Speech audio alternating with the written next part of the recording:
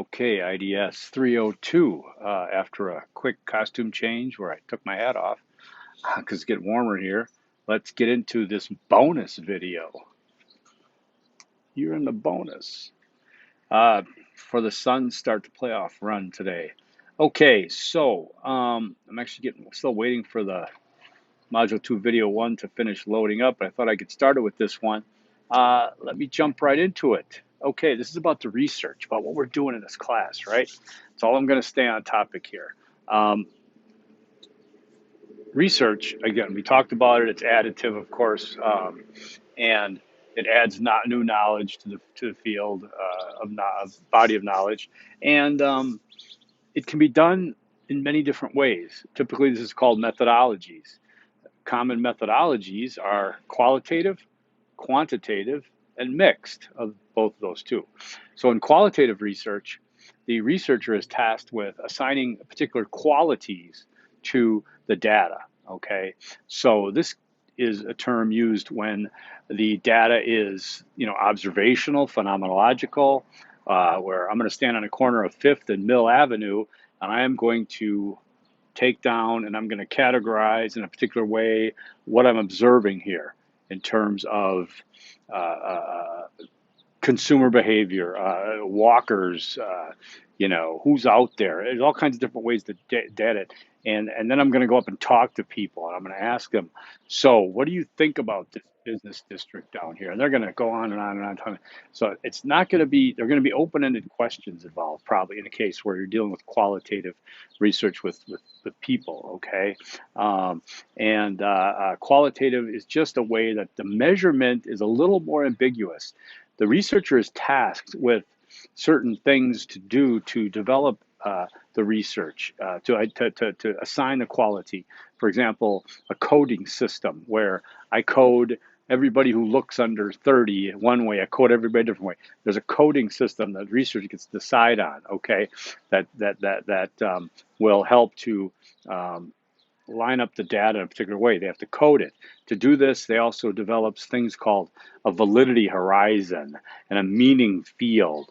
And in this course, we used to have lessons on validity horizons, meaning fields, okay? But let's face it, unless you're really into qualitative research, which we don't have time to do in a 6 or 7 week course, it's barely enough time in a 15-week course. So I try to keep it real and say, what can we do, right? Well, instead of qualitative, and by the way, I'll use this when later on when you do your survey and you put out the questions and I see qualitative questions and I'm going to go, okay, so you're ready to do a meaning field, a coding system, a validity horizon. And of course, it's a rhetorical question because you're going to say no. And then I'm going to say, well, you should have done quantitative. What's quantitative? Quantitative relies on data that can be quantified, counted, measured, compared in terms of quantity, okay? That's an important distinction. Quantitative is quantity, qualitative is quality, all right? So in a quantitative survey, you're doing things that are measurables, that are clear-cut things that you can measure. How many people are wearing blue shirts, okay, etc. Okay, how many bicycles are in this lot at a particular hour? These are quantitative data that you're bringing in, all right? So, and then if you do a mixed methods, you're doing a little bit of both, quantitative questions, qualitative questions. It takes a little more work, okay? And again, remember, we're gonna do quantitative in this class, quantitative research, quantitative data. And why? Because we're up against 3 main obstacles, in my opinion. Number one is the lack of research experience in this class, and with your instructor, by the way. I'm not like some kind of researcher here. But a part of being an academic is knowing how to do research and what research is, et cetera, and what it's not, right? So research is not, for this class, I'm going to buy a new Jeep and I'm going to find the right model for me and do some research. No, it's not, of course not. It's not research. I'm going to research Titanic for this class. No, I can't afford to rent a submarine and go down there. And I'm not credible or accredited to analyze data from the Titanic to make any new judgments or anything. I could try, but okay. So the researcher collects the data to discover. They collect data 2 ways. I talked about this. One is they gather their own data, new, fresh data, okay, in a particular way, a particular method. Another way is they look at existing data and they discover something new from that. That way is too difficult for us again. And I was going back, I shouldn't go off topic. Lack of research experience of the class and the instructor.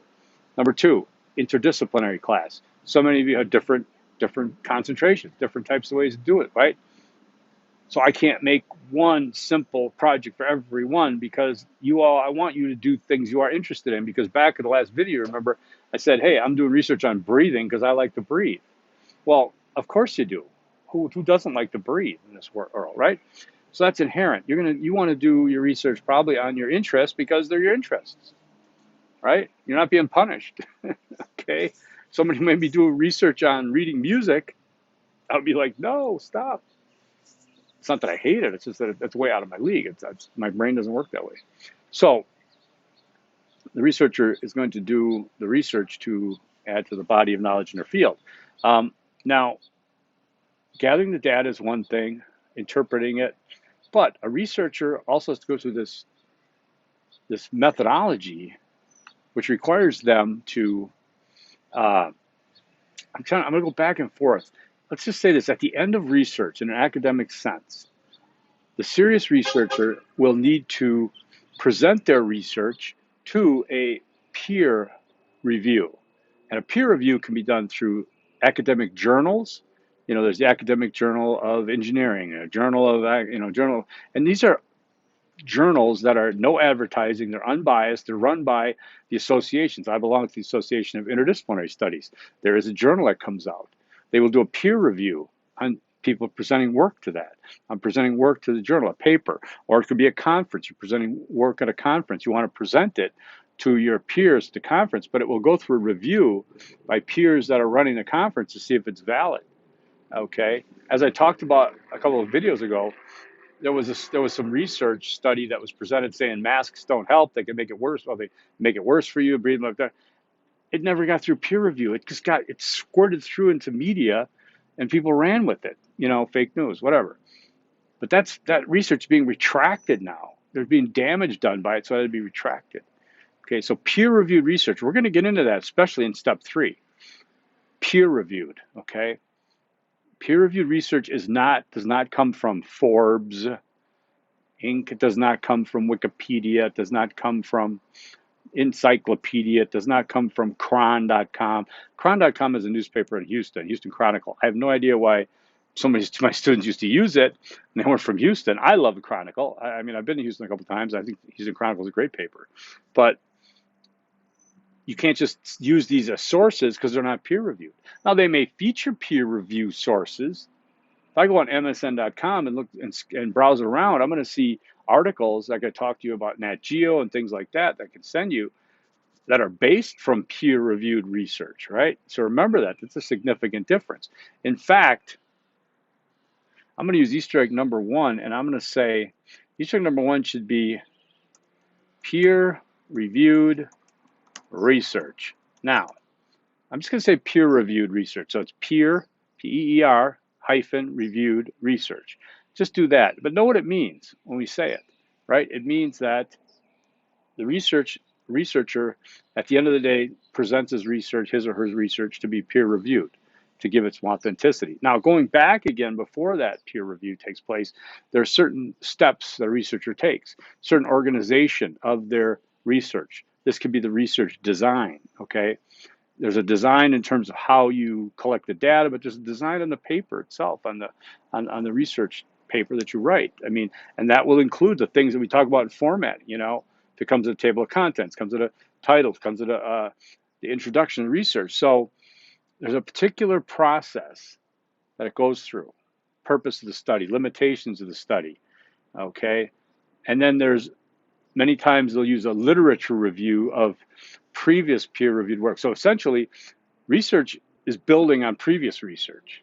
So someone has done some research on something back in the day or recently in the day. The next researcher is tagging off kind of, and they're going to take off on that, and they're going to try to do more research that in a different way. And that could either support or challenge the previous research. Do you kind of follow me there? So you're going to be looking at research that came before you, peer-reviewed research, especially in step 3. In 3 disciplines, you can look at that. What came before you? How does it resonate with your study? How does it inform your study? How does it challenge your study? How does it support your study? We'll be getting into more details, but that's your step 3. Step 1 and 2, you're going to pretty much introducing your topic and identifying it as requiring an interdisciplinary view, right? Because that's what we're doing in here. And remember integration. Integration is this process we're going to be using here. But we're using interdisciplinary studies to develop the integrative process for the research. So apply the interdisciplinary studies. You apply it through integration, okay? So before you collect data, you're introducing, considering a topic. You know, a lot of things happen at once, just like in the real world, okay? The topic is coming up, your research topic, right? Now, you can't just, as I said, you can't just research climate change, political climate, Black Lives Matter, gun rights. You can't just do that and just like, well, it's just all out there. You're just going to collect overwhelming amounts of information. No, you've got to have some parameters. So for this course, and I didn't get to the third one, did I? First one was lack of time to do a variety of types of research, lack of experience of the researchers, lack of experience of researchers, the amount of different disciplines we have, and then the third is time. We just don't have a lot of time to get into different types of research. So we're going to stick to what we know, what we can work with. So to do that, I've said, hey, a quantitative survey satisfies the new data requirement, gives us something to work with, get some meat on those bones that you can look at and interpret. But in the meantime, you're going to prepare by doing your homework, which is you're going to contemplate the topic in terms of what it means and why it deserves interdisciplinary thinking and such like that. But going back to that overarching question, which was a requirement on the paper there, which is the title of your paper pretty much, for everyone it's the same thing. What are some of the opinions, perceptions, and experiences regarding blank, you're the blank, revealed in a survey of random adults? Now let me go through that with punctuation. What are some of the opinions, comma, perceptions, Harvard, comma, and experiences, comma, no comma, regarding, it's perfect on the paper, regarding your topic, comma, revealed in a survey of random adults, question mark, because it's a question. Some people get that far and forget it's a question, right? So it's question mark. And then I want to say this. Why do I say what are some of the? Well, if I said what are the names of the people in your family? If I ask you that, you'd name them all. What if I said, what are some of the names of the people in your family? You'd say, well, he doesn't want them all. He doesn't need them all. Well, we're saying this here. What are some of the opinions, perceptions, and experiences? Because we're not going to ask as a research for all of them. That'd be absurd. So we're going to be really precise. Say, what are some of them? Because we want a little escape clause in there. We're not going to find them all. So we're going to say, what are some of the opinions? And opinions, perceptions, and experiences are vague terms, granted. They're more qualitative terms. However, it gives us our opening to define what we're doing. What are some of the opinions, perceptions, experiences regarding blank, regarding the topic? Okay, now we could have a question mark there, but it doesn't really leave us a lot. It says, okay, what are some of them? Okay, I'm just going to write down what are some of the opinions, perceptions, and experiences regarding gun control. But no, we're going on and saying, comma, revealed in a survey. So now whoever's reading this, reviewing it, knows that, okay, you're getting what are some of the opinions, perceptions, experiences regarding blank revealed in a survey. And then you could have a question mark, but we don't. Why? Because that could be what are some of the opinions, perceptions, experiences on physical fitness revealed in a survey. Is it a survey of athletic trainers? A survey of couch potatoes? A survey of medical doctors? Okay, so we're identifying it as a survey of random adults. Random adults, covers everybody. Opens up our data. We can get data from anybody who's 18 and over. Remember, under 18, you're fired. Don't even try it. What are some of the opinions, perceptions, and experiences regarding your topic, comma, revealed in a survey of random adults, question mark.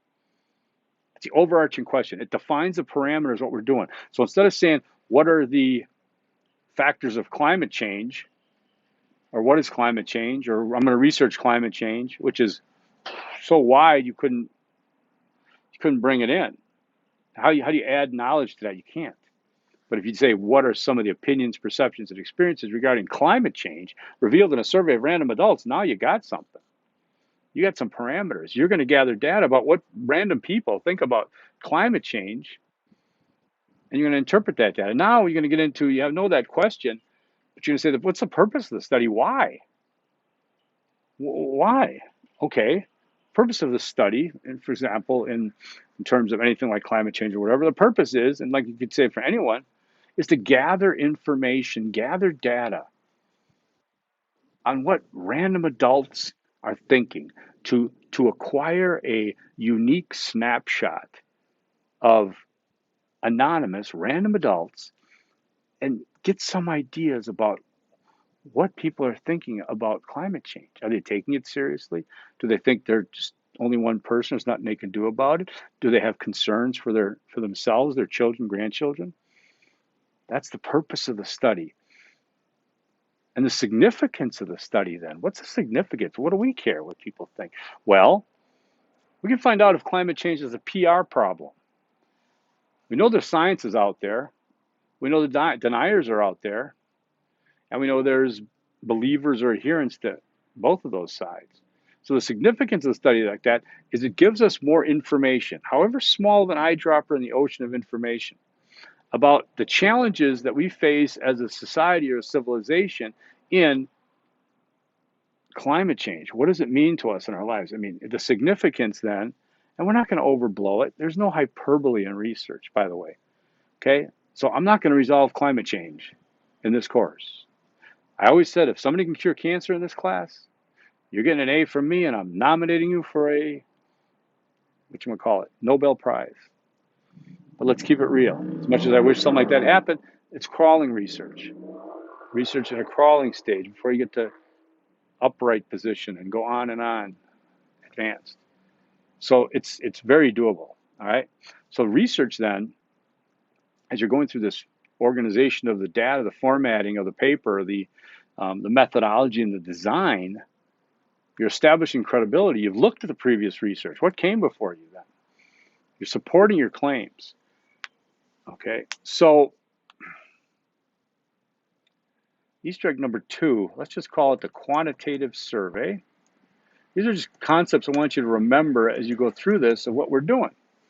Okay, we have peer-reviewed research. Easter egg number 2, then you have quantitative survey. That's what you're going to use. I want you to remember these things, knowing where you're heading, not just that it's just all confused fog. You know where you're heading on this, all right?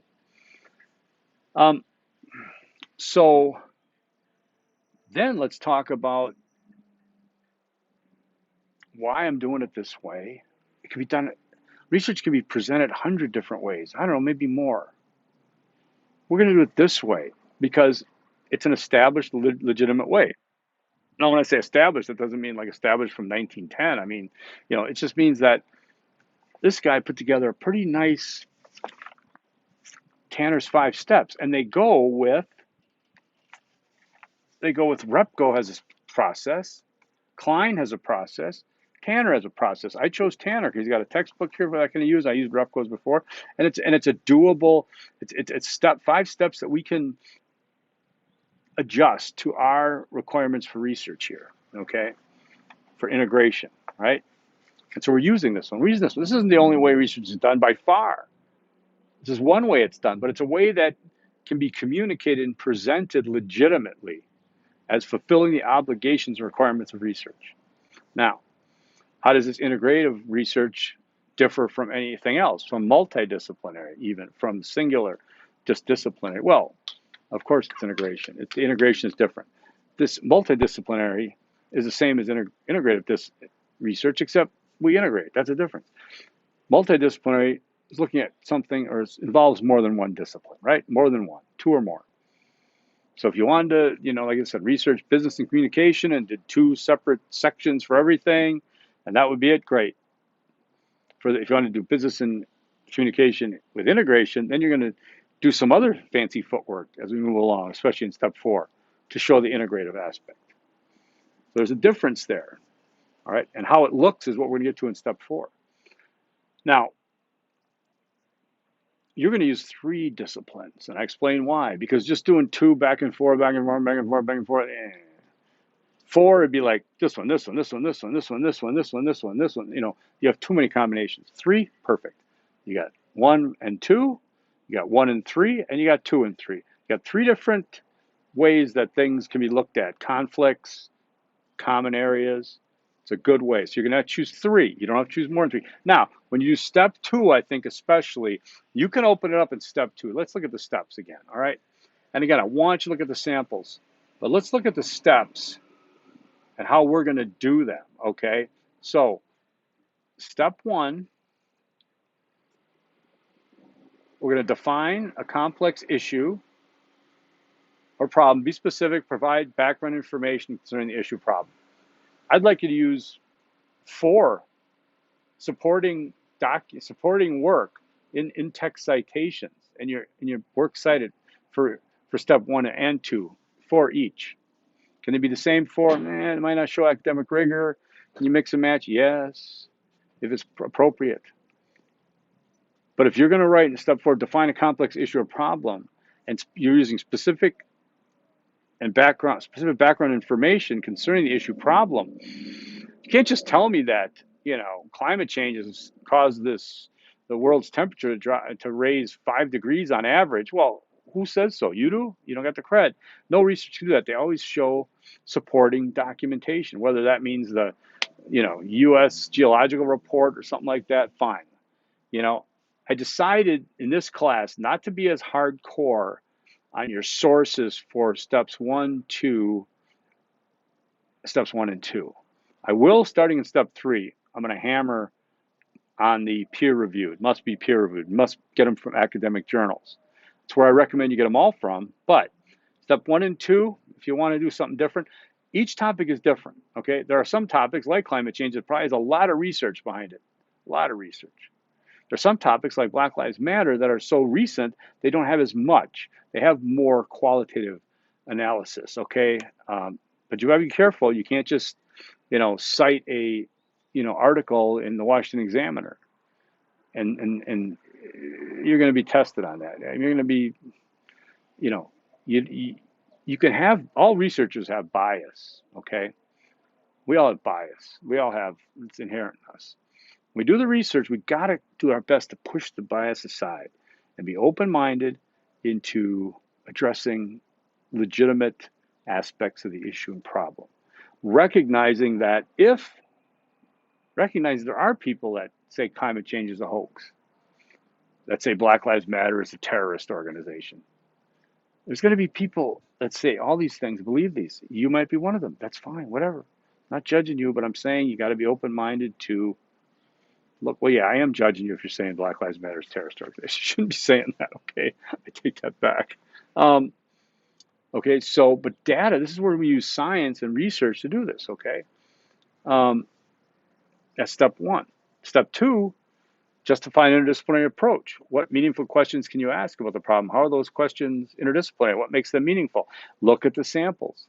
I expect, because these are papers over 100 points apiece, that you do some good quality academic rigor here, that you use sources. I'm going to say this right now. If you don't use any sources, you're going to get dinged tremendously. If you don't use any sources, you have no chance of getting over 70%. You can barely pass that paper.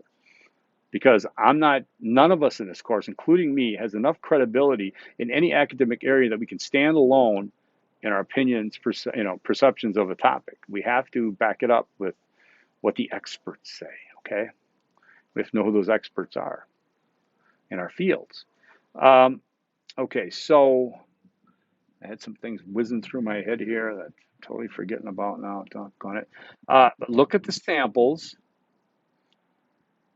and work with those extensively, right?